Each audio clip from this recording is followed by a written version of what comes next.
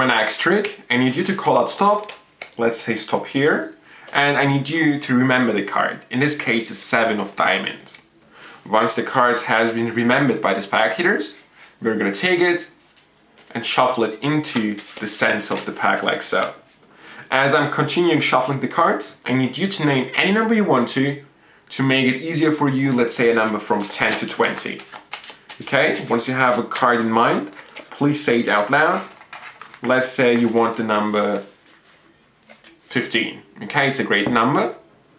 And once you have the number in mind, we can continue the trick. Watch this. It is going to happen in 3 seconds. 1, 2, 3. So please repeat the number you had in your mind. I believe it was 15. 1, 2, 3, 4, 5, 6, 7, 8, 9, 10, 11, 12, 13, 14, 15. What was your selection? The 7 of diamonds. So here is the explanation for this trick. You can perform this trick either impromptu or with a little setup. The main secret of this trick is that you have a break underneath 15 cards. And that's the part where you can make it either impromptu or not.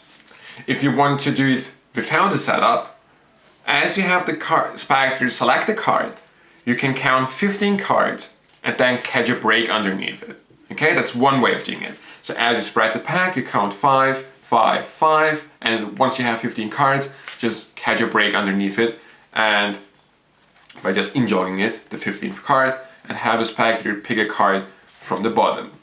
Okay? And then you would lift up at the enjoyed card, and you would have a break underneath it. If you don't want to do that, you can do the impromptu way. That was the way I did it in my performance. Okay, just to make sure you don't catch the secret. It would be very simple. You just have 15 cards, and the 15th card is a key card, in this case, my joker. Okay? And put these on top. That's the setup. The 15th card is a card that you have to recognize during the trick. In this case, it is the joker. Now you can start. You ask the spectator to pick any card from the pack, and of course you want them to pick a card after the 15th card. Okay, it could be from the bottom third, let's say this one over here. As the spectators are looking at the card, signing it or remembering the card, you are going to riffle from the back. Okay, from the bottom to the top, and once you reach to the joker, okay, you can do it as slowly as possible. Here's the joker and catch a break underneath it. So you have your break. Now you're ready to perform it. You take it, place it into the gap, lift up at it, and catch a break underneath it. Meaning that you have now a break underneath 16 cards. At this point, you are gonna pretend shuffling the cards. The way you do this is very simple. You transfer the pinky break to a thumb break, like so. Use your index finger to pivot this whole pack around your middle finger, okay, these 16 cards, into the pack, catch a break, and place the remaining cards on top. What does this mean? The 16 cards from the top are now on the bottom, maintaining the break. Now, as you shuffle, you're gonna lift all the cards above your break. The 16 cards are here untouched. And still maintaining your break, you're gonna shuffle these random cards as often you wish. Okay? And as you're shuffling, you ask the spectator, please name any number. However, you want the number from 10 to 20. That's the reason why you say an unsent sentence, so to say, which is to make it as simple as possible for you, let's make a number from 10 to 20. It doesn't make any sense. I mean, why should it be easier to pick a number from 10 to 20? So you get the idea. However, and as you're asking, you're continuing shuffling the cards. Notice I'm still maintaining the break here. And now it's up to the number the spectator picks. If the spectator picks a number higher than 16, let's say 17, you're going to stay in this position where your 16 cards are still on the bottom. And if the number is higher than 16, let's say 18, you're going to riffle 2 more cards on top and re-catch your break on top of 18 cards. Okay? So if the spectator says 17, You would just take the pack, refill one more card to it, so 16 plus 1 would be 17. Okay?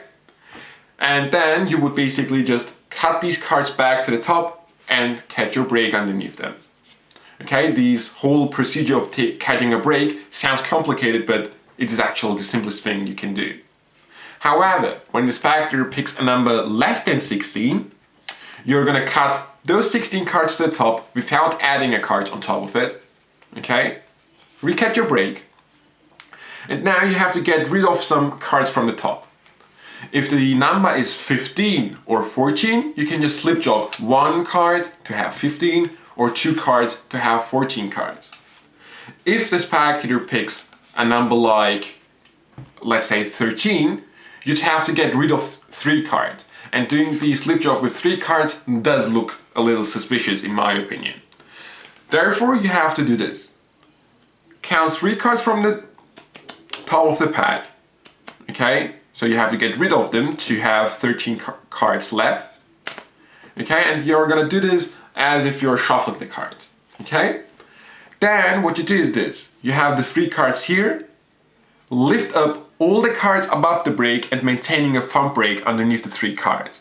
As I've said before, this whole thing with the breaks does sound very complicated, but it is not.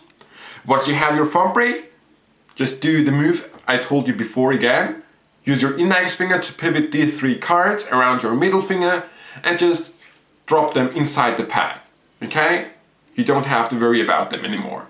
Okay, so you are left here with 13 cards, the number the spectator wanted to. Now again, don't forget to put your pinky here so you have a break underneath the 13 cards. And now the simplest part starts. At this point you can again go back to the beginning of the trick where you pretend to shuffle the cards. So do this, break, the random cards get shuffled, and of course dropped if you want to, and then these 13 cards get back to the top. You can do that, you don't have to. It is just an additional thing you can do.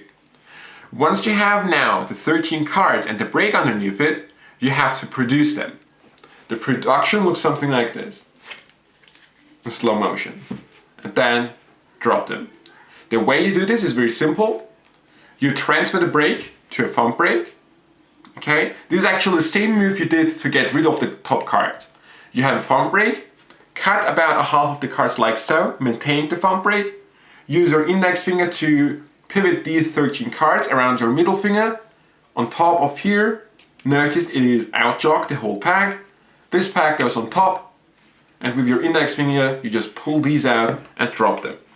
Okay, one more time.